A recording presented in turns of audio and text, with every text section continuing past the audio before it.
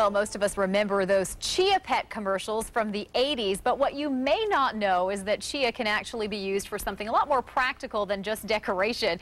It's considered to be one of the best kept secrets in the nutrition world, and that's because the seed of the chia desert plant is among the most nourishing and energy-giving foods.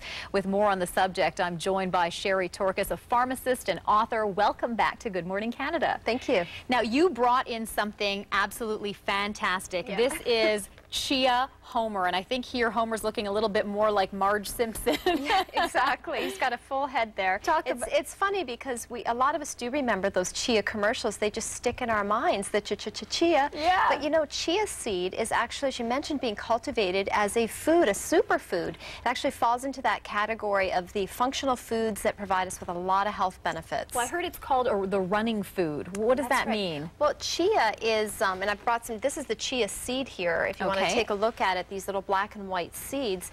And what it does is it provides you with sustained energy. It's a good source of protein, calcium, fiber, omega-3 fatty acids, a bunch of minerals such as magnesium, potassium, iron. It's low on the glycemic index. What doesn't it have in it, Sherry? Exactly. It is one of these really amazing superfoods. And when we talk about foods that provide us with sustained energy, they're foods that are high in protein and low on the glycemic index. So they keep our blood sugar levels balanced rather than going up and down throughout the day.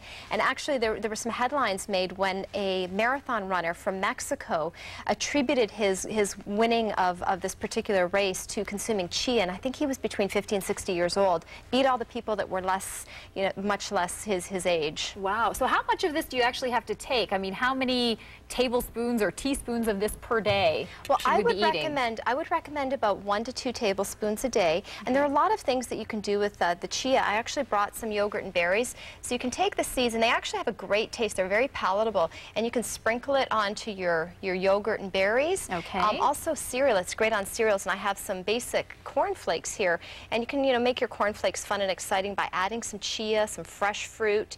Can you cook with it? You can cook with it as well. And it doesn't lose any of its nutrients? It actually can be used to thicken sauces and gravies. So there's the chia is available as a seed, and you can also get it as a gel, and you can use it in a ton of different recipes. I've had nougat bars made with chia. I've actually had salads that have had chia on top of them, so just fantastic what you can do with it. Should anyone steer clear of chia? Can it be harmful at all, taken with anything else? Yeah, there really aren't any negative benefits. It's a functional food. It's very well absorbed, very well tolerated, no side effects, very high in fiber, as I mentioned, high in protein. Also of interest for people that have celiac disease, which is a gluten allergy.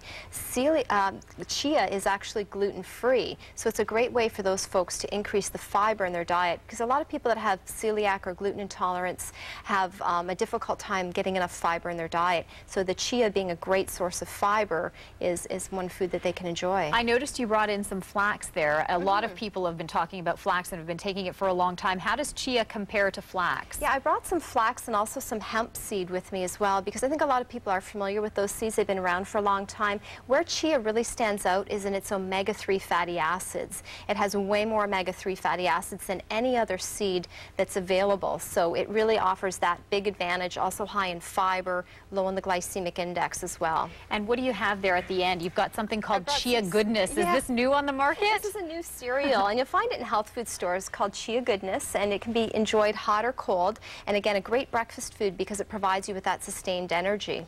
Thank you so much for joining us. Thanks for having me. Chia. Yeah, Chia. You know, this here, I'll just mention you can find this. It's pretty widely available, health food stores, pharmacies, even Costco has it now. So. Great. Thank you so much, Sherry. Thank you.